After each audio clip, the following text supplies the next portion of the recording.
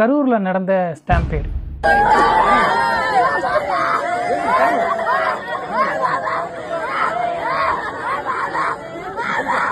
பெண்கள் மற்றும் குழந்தைகள் உட்பட 42 பேர் மரணிச்சிருக்காங்க.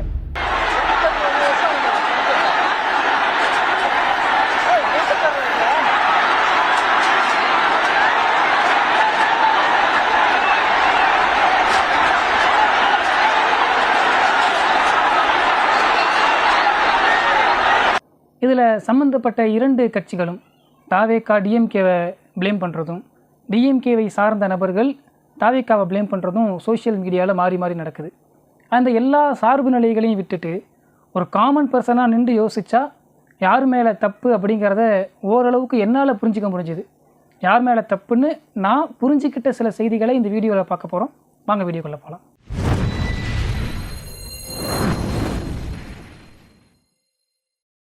Hi Illuminatis. வீடியோக்குள்ளே போகிறதுக்கு முன்னாடி ஒரு சின்ன டிஸ்க்ளைமர் நான் கொடுத்துட்றேன். நம்முடைய சேனலில் கரண்ட் இஷ்யூஸ் பேச வேணாம் அப்படிங்கிற ஒரு முடிவை நான் எடுத்திருந்தேன் ஆரம்பத்தில். அதற்கு பதிலாக பொதுவான அரசியலையும் வரலாறையும் நான் படிக்கிற புத்தகத்தில் இருக்கிற சில செய்திகளையும் அல்லது அந்த புத்தகத்தில் இருக்கிற உளவியல் சார்ந்த செய்திகளையும் பேசலாம் அப்படிங்கிற முடிவில் இருந்தேன். ஆனால் இந்த கரூர் சம்பவத்தை பொறுத்த வரைக்கும் பொலிட்டிக்கலாக அரசியலில் பெரிய தாக்கத்தை ஏற்படுத்துறதுனால இதை பேசலாம் அப்படின்னு சொல்லி இந்த வீடியோவை நான் ஷூட் பண்ணுறேன். அது மாதிரி இந்த வீடியோவில் நான் சொல்கிற செய்தியை வச்சு எந்த கட்சிக்கும் நான் சார்பாக பேசுகிறேன் அப்படிங்கிற முடிவுக்கு வர வேணாம். நான் எந்த கட்சிக்கும் சார்பாக பேசணுங்கிற இன்டென்ஷனோடு நான் பேசலை. சமூக ஊடகங்களில் என்ன செய்தியை என்ன வீடியோக்களை பார்க்குறோமோ அதை அடிப்படையாக வச்சு என்னால் எந்த விஷயத்தை யார் மேலே தப்புன்னு யூகிக்க முடிஞ்சுதோ அதைத்தான் இங்கே நான் சொல்லியிருக்கேனே தவிர எந்த கட்சிக்கும் சார்பு நிலையும் எதிர்ப்பு நிலையும் எடுத்து இந்த வீடியோவை எடுக்கலைங்கிறத நான் முதல்ல சொல்லிடுறேன். எல்லாரும் சொல்கிற மாதிரி இந்த விபத்துக்கு முக்கிய காரணம் அங்கே கூடியிருந்த கூட்டம். குறிப்பிட்ட நபர்களை விட தனித்த மக்களை விட 3 மடங்கு அதிகமான மக்கள் வந்துட்டாங்க. தள்ளுமுள்ளு ஏற்பட்டு மூச்சு திணறல் ஏற்பட்டு பலர் மரணிச்சிட்டாங்க. இப்போ இந்த கூட்டம் நம்ம கணித்த எண்ணிக்கையை விட எப்படி அதிகமாக போணுச்சு அப்படிங்கிறத யோசித்து பார்க்கும்போது நேரம் அதிகமாக அதிகமாக மக்களுடைய கூட்டம் இன்க்ரீஸ் ஆகிட்டே போகுது. குறிப்பிட்ட நேரத்தில் அந்த இடத்துக்கு ஒரு தலைவர் வந்து பேசுவார் அப்படின்னு சொல்லியிருக்கும்போது அந்த நேரம் தாழ்த்தப்பட்டுக்கிட்டே இருக்க சாயங்கால நேரத்தை தாண்டி இரவு நெருக்கங்களை அடையும் போது மக்கள் கூட்டம் இன்னும் அதிகமாகுது. பொதுவாக எந்த ஒரு பப்ளிக் பிளேஸ் எடுத்தாலும், ஒரு பார்க்கையோ ஒரு பீச்சையோ எதை எடுத்தாலுமே பகலில் மதிய நேரத்தில் சாயங்காலத்தினுடைய கொஞ்சம் முன்னாடி அந்த நேரங்களில் இருக்கிற கூட்டத்தை விட இரவு நேரங்களில் அந்த மாலை சூரியன் மறைந்த பிறகு இருக்கிற கூட்டம் ரொம்ப அதிகமாக இருக்கும். அது மாதிரி இந்த விஜயுடைய பிரச்சாரத்தை பார்க்க வந்த மக்கள் வெறும் தொண்டர்கள் மட்டும் கிடையாது, ரசிகர்களும் வந்தாங்க. அவங்க வெயில் தாழ்ந்து வரக்கூடிய நபர்களாகவும் இருக்கலாம். அப்படி இருக்கும்போது நேரம் தாழ தாழ தாழ இன்னும் அதிகமான கூட்டம் உண்டாகுது. குறிப்பிட்ட நேரத்தில் விஜய் அவர்கள் அந்த இடத்துக்கு பிரச்சாரத்துக்கு போயிருந்தாலே கூட்டம் அதிகமாவதை தவிர்த்திருக்க முடியும், கூட்ட நெரிசலையும் தவிர்த்திருக்கலாம். அப்போது ஒரு குறிப்பிட்ட நேரத்துக்கு அந்த இடத்துக்கு போகாமல் இருந்தது தாவேகா கட்சியினுடைய முதல் தவறு அப்படின்னு எனக்கு புரியுது. ஏன்னா நம்மளை விட விஜய் அவர்களுக்கும் அந்த கட்சியில் இருக்கிற 2ஆம் தர தலைவர்களுக்கும் கண்டிப்பாக தெரியும் தானே. 2 மாநாடுகள் நடத்துகிறாங்க. 2 மாநாடுகளும் எந்த நேரத்தில் ஆரம்பிக்கும்னு சொல்கிறாங்களோ அதற்கு கிட்டத்தட்ட 10 மணி நேரம் 12 மணி நேரத்துக்கு முன்னாடி அந்த மாநாட்டு பந்தலுக்குள்ளே கூட்டம் குமிஞ்சு நிற்கிறாங்க. அப்போ நம்மளை பார்க்க மக்கள் ஆரவாரமாக வருவாங்கங்கிற செய்தி விஜய்க்கும் 2ஆம் கட்ட தலைவர்களுக்கும் தாவேகா கட்சியினருக்கும் முழுமையாக தெரியும். அப்போது நம்ம கட்டுப்படுத்த முடியாத அளவுக்கான ஒரு கூட்டம் ஆரவாரமாக நம்மளை பார்க்குறதுக்கு வர்றாங்க. அப்படிங்கிறப்போ அந்த ரெஸ்பான்சிபிலிட்டியோட குறித்த நேரத்துக்கு பேச வருவது தான் ஒரு தலைவர் செய்திருக்க வேண்டிய ஒரு விஷயம். அந்த இடத்துல விஜய் கோட்டை விட்டுட்டார் அப்படின்னு தான் சொல்ல தோணுது. இன்னொரு ஆங்கிள் யோசிச்சா பொதுவாக எல்லா தலைவர்களுமே ஒரு கூட்டத்துக்கு போகிறாங்கன்னா தாமதமாக வருவாங்க. ஏன்னா பல அரசியல் கட்சிகளில் ஒரு தலைவர் ஒரு இடத்துக்கு மீட்டிங்க்கு போகிறாருன்னா அந்த மீட்டிங்க்கு போகிறதுக்கு முன்னாடி ஒரு 2 மீட்டிங்கு 3 மீட்டிங் அட்டன் பண்ணிட்டு வருவார். ஆனால் விஜயுடைய ஷெடியூல் அந்த ஒரு நாள் தொடராக அந்த குறிப்பிட்ட ஊர்களில் பேச போகிறாங்க. அப்படிங்கிறப்போ முதல் ஊரில் ஆரம்பிக்கும் போதே காலதாமதமாக ஆரம்பிக்கிறாங்க. அதுக்கு முன்னாடி எந்த மீட்டிங்கும் போகலை. ஸோ காலம் தாமதமானது தாவேகாவுடைய தவறு அப்படின்னு இந்த செய்தியை நம்ம புரிஞ்சிக்க முடியுது. 2ஆவதாக ஒரு விஷயம் தாவேகா கட்சியினரால் சொல்லப்படுது. அதாவது விஜய் கரூரில் பிரச்சாரம் பண்ணும்போது செந்தில் பாலாஜி அவர்களை குறிப்பிட்டு பேசுகிறார். கரூர் மாவட்டத்தினுடைய மந்திரியை மாவட்ட செயலாளரை குறிப்பிட்டு பேசும்போது பாட்டிலுக்கு 10 ரூபா அப்படின்னு பாட்டு பாடுறாரு. அதன் பிறகு தான் தள்ளுமுள்ளி ஏற்பட்டு ஒரு கூச்சல் குழப்பம் ஏற்பட்டு இந்த மாதிரி மக்கள் மரணிக்க ஆரம்பிக்கிறாங்க, மயக்கம் போட ஆரம்பிக்கிறாங்கங்கிற மாதிரியான ஒரு கருத்து சொல்லப்படுது. இந்த கருத்து பொதுவாக எதை குறிப்பிட்டு சொல்கிறாங்கன்னா செந்தில் பாலாஜி அவர்களுடைய இன்ஃப்ளூயன்ஸில் சிலர் அந்த கூட்டத்தில் புகுந்தாங்க. செந்தில் பாலாஜி பற்றி தவறாக பேசும்போது செருப்பை எறிஞ்சாங்க, அந்த கூட்டத்தில் குழப்பத்தை உண்டாக்குனாங்கிற கருத்துப்பட தான் இந்த செய்தி சொல்லப்படுது. ஆனால் உண்மையில் இது தவறுங்கிறத இன்றைக்கி சோஷியல் மீடியாவில் நம்ம பார்க்குற பல வீடியோக்கள் மூலமாக நிரூபணமாகுது. அதில் முதல் விஷயம், செந்தில் பாலாஜியை பற்றி பேச ஆரம்பிக்கிறதுக்கு முன்னாடி ஒருத்தர் நின்று ஒயிட் கலராக கிரே கலராக ஒரு ஷர்ட் போட்டு ஆக்ஷன் பண்ணுறாரு. அதாவது அவர் சத்தம் போட்டு கத்துறது கேட்கலை. அந்த கூட்டத்தில் நெரிசலில் விஜய் பேசிக்கிட்டு இருக்கும்போது விஜய் காதுகளுக்கு போய் ரீச் ஆகலை இவருடைய வாய்ஸ். ஸோ ஆக்ஷன் பண்ணுறாரு, மக்கள் இறந்துட்டாங்க, கிட்டத்தட்ட 10 பேர்கிட்ட இறந்துட்டாங்க அப்படின்னு ஆக்ஷன் பண்ணுறாரு, கத்துறாரு, குதிக்கிறாரு, தலையில் அடிச்சுக்கிறாரு. எப்படியாச்சும் இந்த செய்தியை சொல்லி இந்த பக்கம் கவனத்தை ஈர்த்திட மாட்டோமான்னு போராடுறாரு. இது செந்தில் பாலாஜியை பற்றி பேசுவதற்கு முன்னாடி.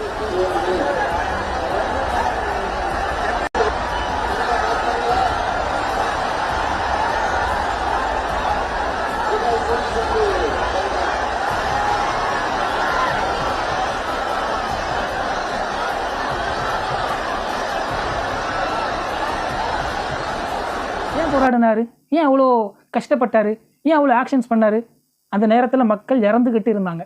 அப்போ செந்தில் பாலாஜியை பற்றி பேசுகிறதுக்கு முன்னாடியே அந்த கூட்டத்தில் ஒரு குழப்பம் ஏற்பட்டு மக்கள் மயங்குறாங்க, மரணிக்கிறாங்க, அந்த நிகழ்வுகள் நடக்க ஆரம்பிச்சிருச்சு. அது மாதிரி இன்னொரு பொண்ணுடைய இன்டர்வியூ. அந்த பொண்ணு வந்து பேசுகிறாங்க, நெறியாளர் கேட்குறாரு, நீங்கள் விஜயுடைய பேச்சை கேட்டிங்களா?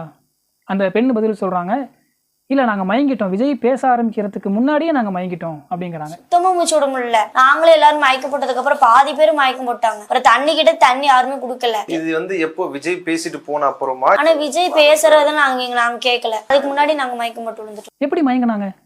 செந்தில் பாலாஜி அவர்களை பற்றி பேசிய பிறகுதான் கூச்சல் குழப்பம் உண்டானுச்சு அப்படின்னா அதுக்கு முன்னாடியே எப்படி மயங்கியிருப்பாங்க? அப்போது விஜய் அவர்கள் பேச ஆரம்பிக்கிறதுக்கு முன்னாடியே மக்கள் தண்ணீர் இல்லாமல் மயங்குற சூழல் உண்டாயிருச்சு. அப்போது ஒரு பிரச்சாரத்தை ஆர்கனைஸ் பண்ணக்கூடியவங்க ஒரு கூட்டம் பல மணி நேரம் காத்திருக்காங்க. பல மணி நேரம், ஒரு 8 மணி நேரம் 7 மணி நேரம் தன்னுடைய தலைவரையோ தன்னுடைய யாரை சினிமாவில் பார்த்து ரசித்தாங்களோ அவரையோ பார்க்கறதுக்கு பல மணி நேரம் மக்கள் காத்திருக்காங்க அப்படின்னா அவங்களுக்கான அடிப்படை வசதிகள் செஞ்சு கொடுத்துருக்கணும். அப்படி செஞ்சு கொடுக்காம அவங்களும் அந்த அடிப்படை வசதிகளையும் தாண்டி அந்த தலைவரை பார்க்கணும்னு நிற்கும்போது பல மணி நேரம் கழித்து தாமதமாகவே அந்த தலைவர் வந்தாலும் அவங்க ஆர்வமாகத்தான் இருப்பாங்க. அந்த ஆர்வத்தில் பார்க்குறதுக்கு முண்டி அடித்து முன்னாடி போகத்தான் ஆசைப்படுவாங்க. அப்போ அந்த மக்களுக்கு அடிப்படை வசதிகள் செஞ்சு கொடுக்காம அந்த தலைவர் வந்தவுடனே ஏற்படுற குழப்பத்தின் காரணமாக, தள்ளுமுள்ளின் காரணமாக பல பேர் மயங்கி விழுறாங்கங்கிற கருத்தை அந்த பெண்ணுடைய இன்டர்வியூலேருந்து நம்மளால் தெரிஞ்சுக்க முடிஞ்சுது. மூணாவது, விஜய் அவர்கள் செந்தில் பாலாஜி அவர்களை பற்றி பேச துவங்குறதுக்கு முன்னாடியே ஒரு வாய் பேச முடியாத நபர் ஆடியோ, அதாவது வாய் பேச முடியாத நபர் வீடியோ ரெக்கார்ட் பண்ணி அதை பரப்புகிறாரு.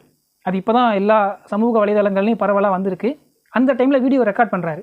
இங்கே வந்து போதுமான வசதிகள் செஞ்சு கொடுக்கப்படலை, மக்கள் மயங்கியிருக்காங்க, மக்கள் மரணிக்கிறாங்க, நான் அந்த கூட்டத்தில் இருக்கேன் அப்படின்னு சைகை மூலமாக, அந்த வாய் பேச முடியாதவர்கள் பேசுகிற அந்த பாஷை மூலமாக உணர்த்த அந்த வீடியோவில் முயற்சி பண்ணுறாரு. அப்படியே கேமராவை திருப்பினா விஜய் செந்தில் பாலாஜி அவர்களை பற்றி பேச தூங்குறாங்க.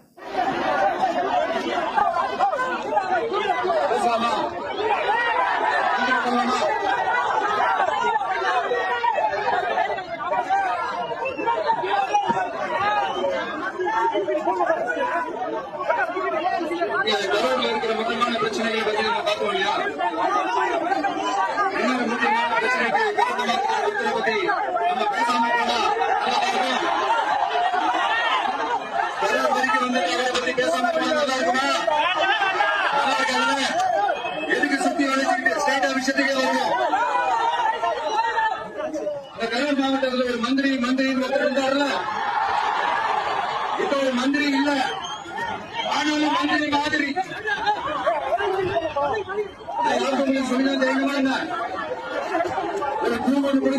அப்போ செந்தில் பாலாஜி அவர்கள் குறித்து பேசப்படுறதுக்கு முன்னாடியே மக்கள் மயக்கம் போட ஆரம்பிச்சிட்டாங்க, மக்கள் மரணிக்க ஆரம்பிச்சிட்டாங்க. அதை வந்து கவனிக்கப்படாமல் இருந்திருக்குங்கிறத இந்த தாவேக்காவனுடைய குற்றச்சாட்டு பொய் அப்படிங்கிறத நம்ம புரிஞ்சிக்க முடியுது. சரி, ஓகே, செந்தில் பாலாஜி அவர்களுடைய இன்ஃப்ளூயன்ஸின் மூலமாகவே கூச்சல் குழப்பம் ஏற்படுதுன்னு வச்சுக்கிட்டாலும் கூட கடைசி 3 நிமிஷம் 3 நிமிஷத்தில் தான் செந்தில் பாலாஜி அவங்கள பற்றி விஜய் பேச துவங்குறார். அப்போது கூச்சல் குழப்பம் வருது. ஒரு தலைவராக, ஒரு ஸ்பீக்கராக அந்த கூட்டத்தில் என்ன நடக்குதுங்கிறத ஒரு நபர் சென்ஸ் பண்ணணும்ல. திடீர்னு ஏன் இப்படி மக்கள் வந்து ரொம்ப சவுண்ட் அதிகமாகுது, மக்களுடைய கவனம் எங்கேயே திரும்புகிற மாதிரி இருக்குது, ஏதோ சரியில்லையே அப்படின்னு ஒரு சென்ஸ் பண்ணி என்ன ஏதுன்னு அங்கே மக்கள்கிட்ட விசாரிக்கணும்ல. இன்னொரு நபர் ஏறி தான் ஆதவர்ஜனா ஏறி தகவலை சொல்கிற அளவுக்கு, இல்லை அவங்களுடைய பாடிகார்ட்ஸ் தகவலை சொல்கிற அளவுக்கு ஒரு தலைவர் அவ்வளோ கவனத்தோட மக்களோட கனெக்ட் ஆகலையோன்னு தோணுது. Ask them to move, give the passage to ambulance. Here there is a lot of people down. They have to take them to ambulance. கொஞ்சம் அந்த வழி விட்டீங்கன்னா அந்த ஆம்புலன்ஸுக்கு அவங்களை கூட்டிட்டு போகணும். அந்த வழி விட்டுருங்க. அப்படியே கண்டினியூ பண்ணலாமா? மக்களோட கனெக்ட் ஆகி மக்களோட ஒன்றி போய் பேசும்போது அவங்க முகபாவனைகளை வைத்தே அவங்களுக்கு இந்த பேச்சு ஆமோதிக்கிறாங்களா எதிர்க்கிறாங்களாங்கிறத புரிஞ்சிக்கக்கூடிய அளவுக்கு ஒரு தலைவர் இருக்கணும். ஆனால் தான் என்ன ப்ரிப்பேர் பண்ணிட்டு வந்தோமோ அதிலேயே கவனமாக பேசக்கூடிய நபர்களுக்கு பொதுவாக அந்த சூழலில் என்ன நடக்குதுங்கிறதுல கவனம் செலுத்த மாட்டாங்க. மக்கள் மனநிலைகளில் கவனம் செலுத்துகிறவங்க மக்களுடைய செயல்பாடுகள்னு கவனம் செலுத்தி அந்த கூட்டத்தை சென்ஸ் பண்ணுவாங்க. அந்த மாதிரி ஒரு சென்சிங் பண்ணுற விஷயமும் விஜய் அவர்கள்ட்ட இல்லையோ அப்படிங்கிறது உணர்த்துது. ஏன்னா இது கூட சம்மந்தமாக ஒரு வீடியோ வெளியானுச்சு, எல்லாரும் பார்த்துருப்பீங்க. விஜய் அவங்க பேசிக்கிட்டு இருக்காங்க, பக்கத்தில் ஆம்புலன்ஸில் சட்டை இல்லாமல் ஒரு பையனை ஆம்புலன்ஸ்குள்ளே ஏற்றுறாங்க. அந்த ஆம்புலன்ஸில் ஏற்றும் போது விஜய் அந்த பையனுக்கு அப்படியே ஆப்போசிட்டில் அந்த பையன் இருக்க இடத்துக்கு முதுக காமிச்சா மாதிரி முகத்தை திருப்பிட்டார்.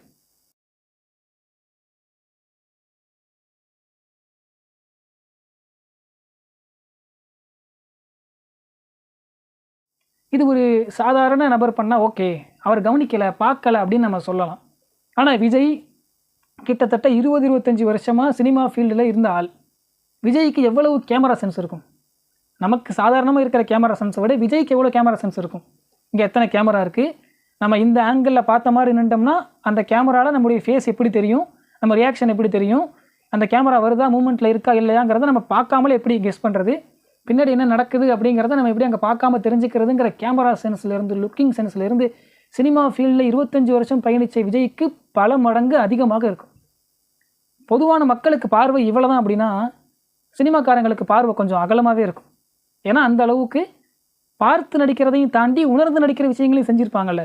அப்படி ஒரு கேமரா சென்ஸும் லுக்கிங் சென்ஸும் அதிகமாக உள்ள விஜய் எப்படி ஆம்புலன்ஸ் பக்கத்தில் ஒரு பையனை கொண்டு போகிறத கவனிக்காமல் விட்டாருங்கிற ஒரு கேள்வியும் அதுக்கு பதிலும் கிடைக்கல. ஸோ ஒரு தலைவராக அந்த இடத்த விஜய் சென்ஸ் பண்ணியிருக்கணும். என்னமோ நடக்குது, தப்பாக நடக்குதுங்கிறத இவர் கவனித்து மக்களோட உரையாடி பிரச்சனை தீர்த்திருக்கணும். ரொம்ப தாமதமாகத்தான் தண்ணி பாட்டில் கொடுக்குறாங்க, அதுக்கு முன்னாடியே அந்த விஷயங்கள் நடந்திருக்கணும் அப்படிங்கிறது. இதுவும் தாவேக்காவை சார்ந்தவர்கள் விஜய் அவர்கள் அந்த கூட்டத்தை சரியாக சென்ஸ் பண்ணலை அப்படிங்கிறது அவங்க மேலே இருந்த தவறாகத்தான் இதையும் நம்ம புரிஞ்சிக்க முடியுது. 4வது, விமான நிலையத்தில் ப்ரெஸ்ஸை சந்திக்காமல் போகிறாங்க விஜய் அவர்கள். அந்த நிருபர் 30 பேர் இறந்துட்டாங்க சார் அப்படின்னு சவுண்டு கொடுக்கும்போதும் கூட அதை கண்டுகொள்ளாமல் போகிறாங்க. அதுக்கான காரணமாக சொல்லும்போது அந்த இடத்துல பேசுகிற மனநிலையில் இல்லைங்கிற மாதிரி கருத்துக்களும் சொல்லப்படுது. ஓகே, ஆனால் ஒரு தலைவராக விஜய் அந்த சூழ்நிலையில் மீடியாவை சந்திக்கிறது எய்தர் விஜய்க்கு பாசிட்டிவாகவும் முடியலாம், நெகட்டிவாகவும் முடியலாம். ஏன்னா எல்லாரும் உணர்ச்சி வசத்தில் ஆட்கொண்டு இருக்கிற ஒரு நேரம், விஜய் உட்பட. ஏன்னா அவரை நம்ம ரொம்ப கல் நெஞ்சக்காரரு அப்படிங்கிற மாதிரிலாம் கூட ஃப்ரேம் பண்ணலை. ஒரு மனிதனை அவரும் ரொம்ப கஷ்டப்பட்டுருப்பார் தான். ஓகே, அப்படி இவர் உணர்ச்சி வசப்பட்டு இருக்கும்போது, நிருபர்கள் உணர்ச்சி வசப்பட்டு இருக்கும்போது 30 பேர் இறந்துட்டாங்க என்ன பதில் சொல்கிறீங்க அப்படிங்கிற மாதிரியோ, இல்லை நீங்கள் தான் பொறுப்பு அப்படிங்கிற மாதிரியோ கொஞ்சம் சூடேற்ற மாதிரியான கேள்விகள் நிருபர்கள் கேட்டாங்கன்னா கொஞ்சம் உணர்ச்சி வசப்பட்டு விஜய் வார்த்தையை தவறாக விட்டால் அது விஜயுடைய அரசியல் வாழ்க்கைக்கு ஆபத்தாக முடிஞ்சிடும். ஸோ எய்தர் ப்ரெஸ்ஸை சந்திக்கிறது விஜய்க்கு பாசிட்டிவாகவும் முடியலாம், நெகட்டிவாகவும் முடியலாம். ஆனால் நிருபர்கள் எவ்வளவு கோபத்தை தூண்டுற மாதிரி கேள்வி கேட்டாலும் ஒரு தலைவராக, நான் தமிழகத்தை ஆள போகிறேன், சிஸ்டத்தை மாற்ற போகிறேன்னு சொல்லக்கூடிய ஒரு தலைவருக்கு அந்த ப்ரெஸ்ஸை சந்திக்கிற அளவுக்கான திறமை இருக்கணும்ல. எப்படி வேணால் கேட்கட்டும், நான் ப்ரெஸ்ஸை சந்திக்கிறேன் அப்படின்னு. இதுக்கு ஸ்டாலின் அவர்களை கூட உதாரணமாக சொல்லலாம். நான் ஸ்டாலினை சொல்கிறதுனால விஜய் ஸ்டாலினை கம்பேர் பண்ணி ஸ்டாலின் இஸ் த பெஸ்ட்டுங்கிற மாதிரி இந்த விஷயத்துக்கு நான் சொல்ல வரேன்னு நினைக்க வேணாம். ஸ்டாலின்கிட்ட அவர்கள்ட்ட ஒரு கேள்வி கேட்குறாங்க, சினிமா நடிகர்கள் அரசியல் வரதை பற்றி நீங்கள் எப்படி பார்க்குறீங்க? அதற்கு முதலமைச்சர் ஸ்டாலின் அவர்கள் பதில் சொல்லும்போது நல்லா பார்க்குறேன் அப்படின்னு சிரிச்சுட்டு போயிட்டார்.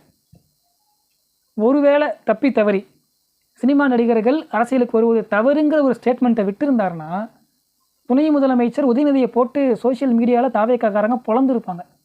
ஆனால் அந்த இடத்துல இந்த கேள்வி விஜய்க்கானது இல்லை, நம்ம மகனுக்கானதுங்கிறத புரிஞ்சுக்கிட்டு ஒரு தலைவர் நாசுக்கா அந்த டீல் பண்ணுறாருல்ல, அந்த மாதிரியான ஒரு திறமை என்ன மாதிரி எமோஷனல் சுச்சுவேஷனாக இருந்தாலும் டீல் பண்ணக்கூடிய ஒரு நபராக விஜய் தன்னை இன்னும் இம்ப்ரூவ் பண்ணிக்கணும். ஏன்னா இது மாதிரி இன்னும் எத்தனையோ சூழலை சமாளிக்கலாம், எத்தனையோ சூழலை சந்திக்கலாம். அதை எப்படி சமாளிப்பீங்க?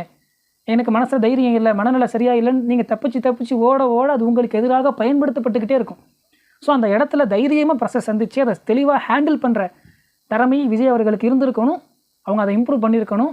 அவங்க மீடியாவை கண்டுகொள்ளாமல் போனது வந்து ஒரு பெரிய தவறு தான்.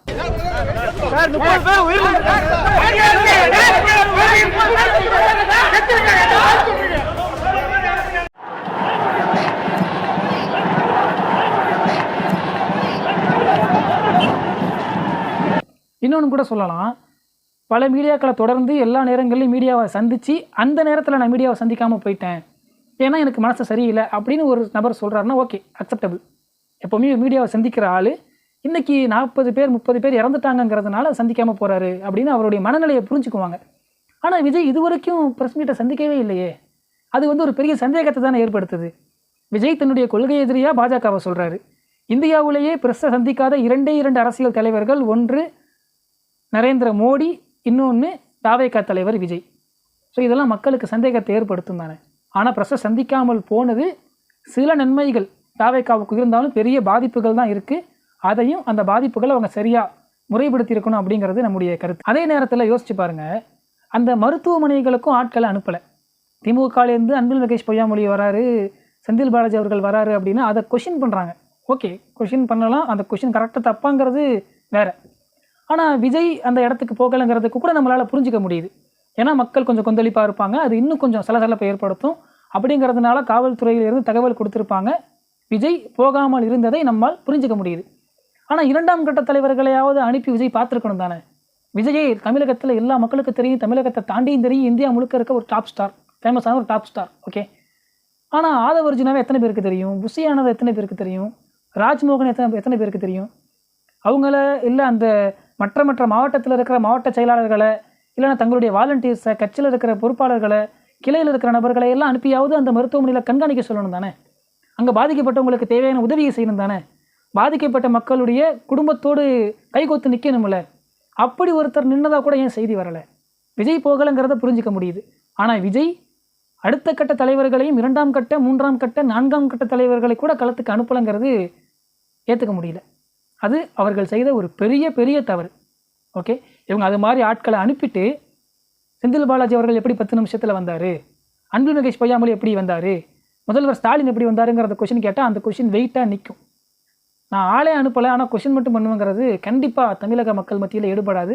இதுவும் மருத்துவமனைக்கு ஆட்களை அனுப்பி அந்த பாதிக்கப்பட்ட குடும்பத்தாரோட தாவேகாவினர் நிற்கலைங்கிறதுமே தாவேகாவுடைய ஒரு பெரிய கரும்புள்ளி. அடுத்ததாக எல்லா சம்பவமும் நடந்து முடிஞ்சு கிட்டத்தட்ட 65 மணி நேரம் கழித்து தாவேகா தலைவர் விஜய் அவர்கள் ஒரு வீடியோ ரெக்கார்டிங் போஸ்ட் பண்ணுறாங்க. அந்த வீடியோ ரெக்கார்டிங்கில் வந்து அந்த 1% கூட ரெஸ்பான்சிபிலிட்டி எடுத்துக்கிறேன் அப்படிங்கிற ஒரு வார்த்தையோ ஒரு மன்னிப்போ இல்லாமல் இருக்கிறது உண்மையிலேயே நடுநிலையாக இருந்து தாவேகாவை பார்க்கக்கூடியவர்களுக்கு பெரிய ஏமாற்றத்தை மட்டும்தான் கொடுத்துச்சு. ஏன்னா குறிப்பிட்ட நேரத்துக்கு விஜய் அவர்கள் போயிருந்தாலே பலி எண்ணிக்கைகளை குறைத்திருக்கலாம் அல்லது இல்லாமல் கூட இருக்கலாம். ஒரு பாசிபிலிட்டி படி பேசினா அது நடந்திருக்க வாய்ப்பு இருக்குது. ஆனால் நான் லேட்டாக கிளம்புனது கூட ஒத்துக்காமல் டிஃபெண்ட் பண்ணி இன்னொரு கட்சி மேலே ப்ளேம் பண்ணுறதுங்கிறது எப்படி? இன்னும் யோசித்து பார்க்கும்போது விஜய் இந்த செய்தி நான் சொல்கிறதுனால என்ன கூட தப்பாக நினைக்கலாம். ஆனால் யோசித்து பார்த்தா விஜய் அவர்கள் பேசுனது கூட ஒரு ஸ்கிரிப்டோங்கிற சந்தேகத்தை ஏற்படுத்துது. பொதுவாக விஜய் பேசுகிற எல்லாமே ஒரு ஸ்கிரிப்ட் துணியில் இருப்பதாக குற்றச்சாட்டு இருக்குது. அதே குற்றச்சாட்டு இந்த வீடியோவுக்கு வர்றது வந்து தாவேகாவினருக்கு ஒரு பெரிய கெட்ட பேர் தான். ஏன்னா விஜய் அவர்களுடைய வீடியோ வெளியாகிறதுக்கு கொஞ்சம் நேரத்துக்கு முன்னாடி ஸ்டாலின் அவர்களுடைய அவங்க சொன்ன செய்தி வெளியாகுது. எந்த தலைவரும் தன்னுடைய தொண்டர்கள் மரணிக்கணும்னு நினைக்க மாட்டாங்க, விஜய் இப்படி நினைக்கக்கூடிய ஆள் இல்லைங்கிற கருத்துப்பட அந்த செய்தி இருக்குது. இந்த செய்தியை இப்படி ஒரு கருத்தை முதலமைச்சர் சொல்லிட்டாரு. இதுக்கப்புறம் நம்ம அவரை ப்ளேம் பண்ணி ஒரு ஸ்டேட்மெண்ட் சொன்னோம்னா அது தாவேகாவினருக்கு ஆபத்தாக முடியும். எந்த ஒரு அரசியல் கட்சி தலைவரும் தன்னோட தொண்டர்களும் அப்பாவி பொதுமக்களும் இறக்கிறத எப்பொழுதும் விரும்ப மாட்டாங்க. சிஎம் சார், உங்களுக்கு ஏதாவது இந்த பழி வாங்கணும் அப்படின்ற எண்ணம் ஏதாவது இருந்துச்சுன்னா என்ன வேணாலும் பண்ணுங்க, அவங்க மேலே கை வைக்காதீங்க. நம்ம இம்மெச்சூராக பேசுகிறோன்னு தமிழக மக்கள் கண்டுபிடிச்சிருவாங்க அப்படிங்கிறத யோசிச்சிருந்து உடனடியாக அவங்க என்ன பேசலாம்னு ப்ரிப்பேர் பண்ணாங்களோ அதை அப்படியே தூக்கிட்டு மைண்டில் இருக்கிறத ஒரு லைவாக எடுத்து பேசியிருக்கலாமே, ஒரு லைவ் போட்டிருக்கலாமே. ஆனால் லைவ் போடாமல் அந்த ஸ்டேட்மெண்ட் தப்பான ஒரு கருத்தை தான் ஏற்படுத்தும் தெரிஞ்சும் அதை பதிவிடுறதுங்கிறது, முதலமைச்சர் அவர்கள் அந்த ஸ்டேட்மெண்ட்டை சொல்கிறதுக்கு முன்னாடியே தாவேகா விஜய் அவர்கள் தான் பேசின வீடியோவை காலையிலே எடுத்து வச்சு எல்லா எடிட்டிங்லாம் பண்ணி முதலமைச்சர் பேசுகிறதுக்கு முன்னாடி அவங்க ரெடி பண்ணி வச்சுட்டாங்க. ஆனால் முதலமைச்சர் போஸ்ட் பண்ணதுக்கப்புறம் இவங்க போஸ்ட் பண்ணிட்டாங்க. இந்த மாதிரி ஒரு சந்தேகத்தை ஏற்படுத்துது தானே. ஸோ ஸ்கிரிப்டட் அப்படிங்கிற ஒரு குற்றச்சாட்டு இருக்கும்போது இந்த சுச்சுவேஷன்லையாவது குறைஞ்சபட்சம் அதை உடைக்கிறதுக்காகவாவது மனசுல இருந்து பேசியிருக்கலாம். அதனால தான் மனசுல இருந்து பேசாமல் சில வசனங்களை தேவையில்லாமல் விஜய் அவர்கள் பயன்படுத்தினது தான் விஜயுடைய பேச்சு. உண்மையிலே விஜய் அவர்கள் மனமுடைந்து பேசியிருந்தாலும் கூட அது நடிக்கிறாரு இல்லை செட்டிங் அப்படிங்கிற மாதிரியான கருத்தை சொல்ல வச்சிருச்சு. நீங்கள் என்ன வேணால் பண்ணுங்கள், கட்சி ஆளுங்களை விட்டுருங்க அப்படிங்கிறதெல்லாம் தமிழக மக்கள் இதை ரொம்ப இம்மெச்சூராகத்தான் பார்ப்பாங்க. ஏன்னா விஜய்க்கு கண்டிப்பாக தெரியும், ஒரு சினிமா படத்தை எடுத்துக்கிட்டாலே எவ்வளோ பெரிய சூப்பர் ஸ்டார் அப்படின்னு சொல்லப்படுற ஒரு பெரிய ஸ்டார் நடித்தாலும் படம் நல்லா இல்லைன்னா தமிழக மக்கள் தூக்கி போட்டு மிதிப்பாங்க. முகம் தெரியாத ஒரு ஹீரோ நடித்து படம் நல்லா இருந்தால் தலையில் தூக்கி வச்சு கொண்டாடுவாங்க. இது விஜய்க்கு தெரிஞ்ச சினிமா செய்தி. சினிமாவை மக்கள் எப்படி கூர்ந்து கவனித்து அவங்களுக்கு என்ன தேவையோ அது இருந்தால் கொண்டாடுறாங்களோ, எது தேவையில்லையோ அது இருந்தால் தூக்கி போட்டு மிதிக்கிறாங்களோ, அதே நிலைப்பாட்டை மக்கள் அரசியலுக்கே எடுப்பாங்க. அரசியலில் மக்களுக்கு என்ன தேவையோ அந்த கருத்து இல்லைன்னா நிச்சயமாக மக்கள் தூக்கி போட்டு மிதிப்பாங்க. அந்த இடத்துல ஒரு தாவேக்காவில் இருக்கிற ஒரு நபராக ஒருத்தர் நின்று யோசிச்சாருன்னா அவர் எதிர்பார்த்த மாதிரியான கருத்துக்கள் அந்த வீடியோவில் இல்லைங்கிறது தான் தாவேக்கா தோழர்களே பதிய வைக்கிற ஒரு செய்தி. ஸோ தன்னுடைய வீடியோவும் கொஞ்சம் மெச்சூர்டாக விஜய் பேசியிருக்கலாமோ அப்படிங்கிற ஒரு கருத்து இருக்குது. இன்னொன்று யோசிச்சு பாருங்கள், அதில் விஜய் ஒரு கேள்வி எழுப்புவார், கரூரில் மட்டும் ஏன் இப்படி நடந்துச்சு. ஆக்சுவலாக அந்த கேள்வி ஒரு சந்தேகம். இத்தனை ஊரில் பேசினேன், கரூரில் மட்டும் நடக்குதுன்னா செந்தில் பாலாஜி அவர்களுடைய இன்ஃப்ளூயன்ஸில் ஏதோ ஒரு சதி நடந்திருக்குங்கிற ஒரு குற்றச்சாட்டை மறைமுகமாக வைக்கிறாரு. இப்படி குற்றச்சாட்டை வைக்கிறாரு, குறிப்பாக செந்தில் பாலாஜி அவர்கள் மேலே குற்றம் சுமத்துறாரு. குற்றம் சுமத்தப்பட்ட செந்தில் பாலாஜி ப்ரெஸ்ஸை சந்தித்து 1 மணி நேரம் பதில் கொடுக்குறாரு. செந்தில் பாலாஜி மேலே பல தவறுகள் இருக்குது, ஊழல் குற்றச்சாட்டு இருக்குது, அவர் மேலே தப்பு இருந்தால் அவரை அரெஸ்ட் பண்ணி ஜெயிலில் வைக்கட்டும், யாருக்கும் இந்த மாற்று கருத்து இல்லை, நாம் அதை ஆமோதிக்கிறோம். ஊழல் பண்ணவங்க சுரண்டுனவங்க உள்ளே தான் இருக்கணும். செந்தில் பாலாஜி பண்ணியிருந்தாருன்னா தூக்கி உள்ள வைங்க, யாரும் அவருக்கு சப்போர்ட் பண்ணலை. அவர் மேலே பல கெட்ட பேர் இருந்தாலும் எல்லா கெட்ட பேரையும் ஒரு ப்ரெஸ் மீட்டில் அவ்வளோ நிதானமாக மெச்சூர்டாக பேசி உடைச்சார்ல. குற்றம் சுமத்தப்பட்ட செந்தில் பாலாஜி ஒரு விஷயத்தை மெச்சூர்டாக ஹேண்டில் பண்ணி அந்த குற்றச்சாட்டை உடைக்கும் போது குற்றம் சுமத்துகிற அந்த பிரச்சாரத்தில் சதி பண்ணிட்டாங்கன்னு குற்றம் சுமத்துகிற தாவேக்காவினர் ப்ரெஸ்ஸை சந்தித்து எப்படி சதி பண்ணாங்க, என்ன நடந்துச்சு அப்படிங்கிறத ஆதாரத்தோடு எடுத்து போட்டால் செந்தில் பாலாஜியுடைய பேச்செல்லாம் காணாமல் போயிடுமே. ஏன்னா தமிழ்நாட்டில் செந்தில் பாலாஜி அவர்களுக்கு இருக்கிற அறிமுகத்தை விட விஜய்க்கு இருக்கிற அறிமுகம் ரொம்ப அதிகம். செந்தில் பாலாஜி சொன்னால் கேட்குற மக்களை விட விஜய்யுடைய பேச்சை கேட்கணும்னு ஆசைப்படுற மக்களே அதிகம். ஸோ ஒரு மீடியாவுடைய இன்ஃப்ளூயன்ஸ் விஜய்க்கு பயங்கரமாக இருக்குது. விஜய் அந்த இடத்துல செந்தில் பாலாஜி என்கவுண்டர் பண்ணி பேசினார்னா அது பல மடங்கு ரீச் ஆகும். ஆனால் அதை கூட என் கையில் எடுக்கலை. குற்றம் சுமத்தப்பட்ட அவர் 1 மணி நேரம் பேசும்போது குற்றம் சுமத்துக்கிற தாவேக்கா ஆதாரத்தோட 2 மணி நேரம் ப்ரெஸ்ஸை சந்தித்து எல்லா ஆதாரத்தையும் எடுத்து போட்டு காலி பண்ணுங்க. அப்படிப்பட்ட அரசியலை செந்தில் பாலாஜி அவர்களுக்கு எதிராக, திமுகவுக்கு எதிராக தாவேக்கா செஞ்சு இருக்கணும், சதின்னு சொல்லக்கூடிய தாவேக்கா. ஆனால் அதுலேயும் ஏன் கோட்டை விடுறாங்க? இன்னும் சொல்ல போனால் கடுகடுப்பு வரணும்ல, கோபம் வரணும்ல. என்ன நம்பி வந்து 41 பேரை கொன்னுட்டீங்க, சதி பண்ணிட்டீங்க அப்படிங்கிறதுக்கான ஆதாரங்கள் இருந்தால் அதை எடுத்து போட்டு இப்படி பண்ணிட்டீங்களேன்னு ஒரு ஃபோர்ஸாக ஆதங்கத்தோடு பேசணும். ஆனால் ப்ரெஸ்ஸை சந்திக்கலை, ஒரு 3 நிமிஷம் 4 நிமிஷம் வீடியோவோட நிறுத்துகிறாங்க அப்படிங்கிறது அந்த வீடியோவும் திருப்திகரமாக இல்லை, அவங்களுடைய எந்த நடவடிக்கைகளுமே திருப்திகரமாக இல்லைங்கிறது தாவேக்கா மேலே நம்பிக்கையை விட சந்தேகத்தை தான் இன்னும் அதிகமாக ஏற்படுத்துது. ரொம்ப முக்கியமான ஒரு விஷயம், இந்த பிரச்சனை நடந்து எல்லாரும் ஓடி ஒழிஞ்சிட்டாங்களே. புசி ஆனந்த் அவர்களை காணும், ஆதவர்ஜுன் அவர்களை காணும், டெல்லி போயிட்டார். ராஜ்மோகன் அவங்கள யாரும் தேடக்கூட இல்லை. ஆனால் ராஜ்மோகன் எங்கேயும் வெளியே வந்து பேசவும் இல்லை. ராஜ்மோகன் அவங்கள பற்றி சொல்கிறதா இருந்தால், இந்த 500 ரூபா 1000 ரூபா நோட்டு தடை செய்யப்பட்ட அந்த நேரத்தில் ராஜ்மோகன் அவர் புட்சட்னியில் பேசின ஒரு வீடியோ நினைக்கிறேன் ஃபேமஸ் ஆகுது. உங்களுக்கு திறமை பத்தலை, இன்னொன்று நான் மொய்யா வளர்ந்துக்கிட்டு இருந்தேன், என்னை பொய்யாவே ஆக்கிட்டீங்களே அப்படின்னு ஒரு 500 ரூபா நோட்டு இடத்துல இருந்து ராஜ்மோகன் பேசுகிற வீடியோவை பார்த்து சில்லறைக்கு சதற விட்ட பல பேரில் நானும் ஒருத்தன். மொய்யா வாழ்ந்துக்கிட்டு இருந்தேன், என்ன பொய்யாவே மாற்றிட்டீங்கள, உங்களுக்கு திறமை பத்தலை. திராவிடத்தால் வீழ்ந்தோம் அப்படிங்கிற ஒரு கருத்து தமிழ்நாட்டில் பரவலாக சொல்லப்பட்டு இருக்கும்போது திராவிடம் தமிழ்நாட்டுக்கு என்ன செஞ்சிச்சுங்கிற ஒரு ஆடியோ சீரீஸாக ராஜ்மோகன் பேசுனது குக்கு எஃப்எம்ல இன்றைக்கி வரைக்கும் இருக்குது. ஸோ திராவிடம் என்ன பண்ணுச்சு அப்படிங்கிறத அவங்க தெரிஞ்சு வச்சுருக்காங்க, திராவிடத்தை ஆதரிக்கிறாங்க, நான் இல்லைன்னு சொல்லலை. ஆனால் அந்த திராவிடம் எப்படி செஞ்சிச்சு? மக்களை சந்திச்சு தானே செஞ்சிச்சு. அதுதானே நீங்கள் பேசியிருக்கீங்க, மக்களோட நெருங்கினாங்கல்ல. ஆனால் அப்படி திராவிடம் மக்களை நெருங்குனுச்சுன்னு பேசுன நீங்கள், அந்த திராவிட கொள்கையை ஏற்றிருக்கிறோன்னு சொல்கிற நீங்கள் ஏன் இப்போ மக்களை சந்திக்கலை? இன்னும் பேச்சாளர்கள் மேலே இந்த சமூகம் எந்த அளவுக்கு நம்பிக்கை வச்சிருக்குன்னு கூட ராஜ்மோகன் பேசியிருக்காரு. அப்போது ஒரு அறிவுத்தளத்தில் விஜய்க்கு இருக்கிற மதிப்பை விட ராஜ்மோகன் அவர்களுக்கு இருக்கிற மதிப்பு ரொம்ப பெருசு. என்ன கேட்டால் பர்சனலாக விஜய் புத்திசாலியா ராஜ்மோகன் புத்திசாலியா? நான் ராஜ்மோகன் தான் சொல்லுவேன். அப்படி இருக்கிற ராஜ்மோகன் ஏன் இப்படி ஒரு ஒரு ஒளியிற மாதிரியான சூழல் மீடியாவை சந்திக்க முடியாது ஏன் வருது? உண்மையிலேயே உள்ளபடியே கவலையாக இருக்குது. ராஜ்மோகன் போன்றவர்கள் அவங்களுடைய கருத்து தான் அவங்கள தூக்கி நிறுத்தும். விஜய் அவங்களுக்கு அப்படி இல்லை. விஜய்க்கு ஃபேஸ் வேல்யூ இருக்குது. நாளைக்கு அவர் ஒரு தப்பே பண்ணாலும் நாளைக்கு அவருடைய ஃபேஸுக்காக அதை நியாயப்படுத்துகிற பல பேர் இருப்பாங்க. தப்பை மறந்தவர் ஏற்றுக்கிற பல பேர் இருப்பாங்க. விஜய்க்கு ஃபேஸ் வேல்யூ இருக்குது. ராஜ்மோகன் அவர்களுக்கு அவங்க சொல்கிற கருத்து தான் அவங்களுடைய தூண். அந்த கருத்து சொல்கிறதுக்கு கூட நீங்கள் முன் வரலன்னா அவருடைய தனிப்பட்ட விஷயம். ஆனால் இது பெரிய கவலையே எனக்கு பர்சனலாக ஏற்படுத்துதுங்கிறத நான் சொல்லிக்கிறேன். மீடியாவை சந்திக்கலை, யாருமே வெளியே வரல அப்படிங்கிறதும், அதையும் தாண்டி எனக்கு பொறுப்பு இல்லை, மாவட்ட செயலாளர் தான் ஆர்கனைஸ் பண்ணாருன்னு சொந்த கட்சிக்காரரை காவு கொடுக்குற மாதிரியான வார்த்தைகளும் உண்மையிலே ஒரு பெரிய நம்பிக்கையும் தாண்டி சந்தேகத்தை ஏற்படுத்துது. நான் இப்போ சொன்ன ஒட்டுமொத்த செய்திகளையும் பார்க்கும்போதே இவன் திமுகவை ஆதரிச்சே பேசுகிறான், தாவேக்காவை சப்போர்ட் பண்ணி பேசலை, ப்ளேம் பண்ணுறான்னு கூட நினைக்கலாம். ஆனால் ஒரு வாரம் 8 நாள் முடிஞ்சிருச்சு. இணையதளத்தில் வர செய்திகளை எல்லாம் பார்த்தா எல்லாமுமே தாவேக்காவுக்கு எதிராகத்தான் இருக்குது. அந்த இடத்துல பதில் சொல்ல வேண்டிய தாவேக்காவினர் தங்கள் மேலே அவதூறு பரப்பப்படுகிறது அப்படிங்கிற நிலையில் இருக்கிற தாவேக்காவினர் முன்வந்து அவங்களுடைய எல்லா குற்றச்சாட்டுகளுக்கும் பதில் சொல்லியிருக்கணும், ஆனால் சொல்லலை. ஸோ இதுவே போதும் தாவேக்கா மேலே ஒரு பெரிய தவறு இருக்குது அப்படிங்கிறது. நம்ம பார்த்த விஷயங்களை வச்சு இந்த செய்திகளை புரிஞ்சிக்க முடியுது. இன்னொரு செய்தி நான் ரொம்ப தெளிவாக சொல்லிக்க ஆசைப்பட்றேன். தாவேக்கா தமிழகத்துக்கு தேவையில்லைங்கிற கருத்தை நான் சொல்லவே இல்லை. தாவேக்கா தேவை. ஏன்னா ஆன்டி டிஎம்கே பாலிடிக்ஸ் பேசுகிற ஒரு கட்சி தமிழ்நாட்டுக்கு கண்டிப்பாக தேவை.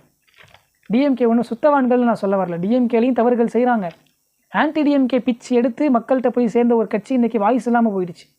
ஸோ அந்த பிச்சை தாவேக்கா நபர்கள் எடுத்து ஸ்ட்ராங்காக மக்கள் மத்தியில் கொண்டு போங்க. பாஜக எதிர்ப்பும் சமத்துவமும் தான் தமிழ்நாட்டினுடைய அரசியல் அப்படிங்கிறத இன்னும் உறுதியாக பேசுங்க. நாங்கள் பாஜக எதிர்ப்பு பேசுகிறோம், திராவிடம் பேசுகிறோம், சமத்துவம் பேசுகிறோன்னு திமுக தங்களை கிளைம் பண்ணுறாங்களே, அதை விட 2 படி நீங்கள் அதிகமாக உங்களை கிளைம் பண்ணுற அளவுக்கான செயல்களை கொள்கை அளவில் முடுக்கி விடுங்க. அப்படி பண்ணி பாஜக எதிர்ப்பு இவர் அதிகமாக பேசுகிறாரா அவர் அதிகமாக பேசுகிறாராங்கிற மாதிரி சூழலை உண்டாக்குங்க. அப்படி மக்களை சிந்திக்க வைங்க, பேச வைங்க. அப்படி பேசும்போது நிச்சயமாக மக்கள் வரவேற்பாங்க. சினிமா வசனங்கள் மக்கள் மத்தியில் மாற்றத்தை ஏற்படுத்தாது. ஸோ கருத்து தான் மக்களுக்கு என்ன தேவைங்கிற விஷயங்கள் தான். அதை யார் பேசுகிறாங்கங்கிறத பொறுத்து தான் மக்கள் தங்களுடைய தலைவர்களை தேர்ந்தெடுக்கிறாங்க. இந்த விஷயத்தில் ஒரு பெரிய தவறு தாவேக்கா மேலே இருப்பதாக இணையதளத்தில் வருகிற செய்திகளை வைத்தும் நியூஸில் வர செய்திகளை வச்சும் பார்க்கும்போது என்னால் பர்சனலாக புரிஞ்சிக்க முடியுது. தீர்ப்புகளும் அந்த மாதிரி தாவேக்கா சரியாக ஆர்கனைஸ் பண்ணலைங்கிற மாதிரியான தீர்ப்புகள் தான் வந்திருக்கும் கூட. ஹிட் அண்ட் ரன் கேஸே நீங்கள் பதிவு பண்ணல, அந்த வண்டியை ஏன் நீங்கள் சீஸ் பண்ணலை அப்படிங்கிற மாதிரி, ஏன் இன்னும் கைது பண்ணாமல் இருக்கீங்க? ஸோ இது எல்லாமே தாவேக்கா மேலே தவறுகள் இருக்குங்கிறத தான் தமிழக மக்களுக்கு உணர்த்தியிருக்கு. எனக்கும் அதே கருத்தை தான் பர்சனலாக உண்டாக்கியிருக்கு. இதற்கெல்லாம் பதில் சொல்ல வேண்டிய தாவேக்காவினரும் ஒளிஞ்சிருக்காங்கிறது ஒரு பெரிய கவலை ஏற்படுத்துது. ஸோ இதுதான் நம்ம இந்த வீடியோவில் ஷேர் பண்ண நினச்சது. இது மாதிரி இன்னும் பல செய்திகளை தொடர்ந்து நம்முடைய லெட்ஸ் இல்லுமினேட் சேனலில் பார்ப்போம். நீங்களும் உங்களுடைய ஆதரவுகளை தொடர்ச்சியாக கொடுங்க. தேங்க்யூ.